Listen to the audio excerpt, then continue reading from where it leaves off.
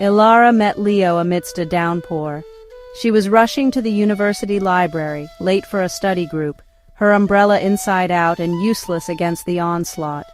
He, leaning against the library wall, sheltered beneath his own battered, oversized umbrella, watching the chaos unfold with a quiet amusement. He offered her shelter. "Hop in," he'd said, a charming lopsided grin playing on his lips. "I promise not to kidnap you, unless you have really good notes on Professor Ainsworth's lectures." His notes were terrible, she discovered later, but his company was intoxicating. He had a way of seeing the world that was both cynical and hopeful, a talent for finding beauty in the mundane. They spent hours in the cluttered coffee shop across from the library, arguing about literature, philosophy, and the merits of pineapple on pizza he was vehemently against. Their love story unfolded like a slow-burn classic.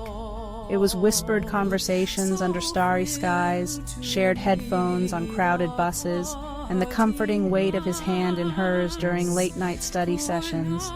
He wrote her poems on napkins and left her tiny hand-painted seashells on her doorstep. She baked him his grandmother's famous apple pie recipe, a recipe he'd always claimed was lost to the ages. They were inseparable, two halves of a whole, their lives inextricably intertwined.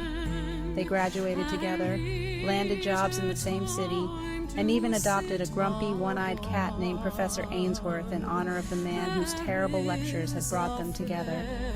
Years bled into decades. Their laughter lines deepened, their hair thinned, but their love remained a constant, a warm ember glowing brightly in the hearth of their lives. They built a quiet, beautiful life filled with simple joys, Sunday morning pancakes, walks in the park with Professor Ainsworth, and the quiet comfort of reading together by the fireplace. Then, the unthinkable happened. Leo started forgetting things, small things at first, where he placed his keys, the name of the grocery store, then bigger things, birthdays, anniversaries, the names of their dearest friends. The doctor's diagnosis was swift and cruel, early onset Alzheimer's. Elara felt like the world was crumbling around her. The man she loved, the man who knew every line of her favorite poem, was slowly fading away.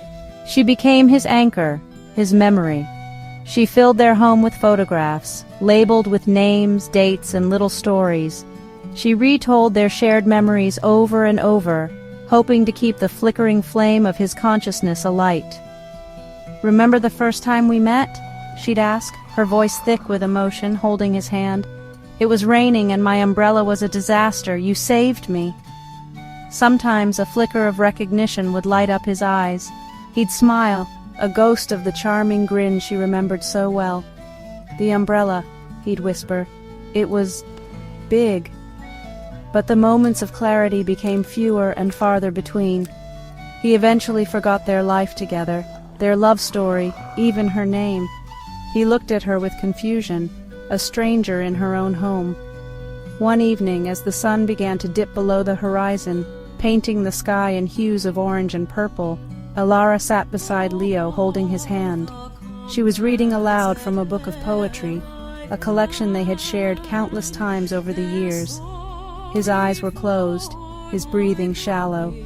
She paused, her voice choked with emotion. She didn't know if he could even hear her. Then he reached up, his frail hand finding hers. He squeezed it gently, and then he spoke. One word, whispered, barely audible. "Elara," he breathed. Tears streamed down her face. The one word, that one precious word, was a lifeline, a testament to the enduring power of their love. He drifted away peacefully that night, his hand still clasped in hers. In the years that followed, Elara continued to live in their home, surrounded by memories. She still walked Professor Ainsworth in the park, still baked Leo's grandmother's apple pie, although it never tasted quite the same. She kept his memory alive, sharing their love story with anyone who would listen. And every time it rained, she would stand on their porch, watching the downpour, and remember the day she met Leo, the day a broken umbrella and a shared shelter changed her life forever. She knew, deep in her heart, that their love story wasn't over. It was simply waiting for her on the other side of the rain, and one day she would join him there, and they would begin their happily ever after all over again.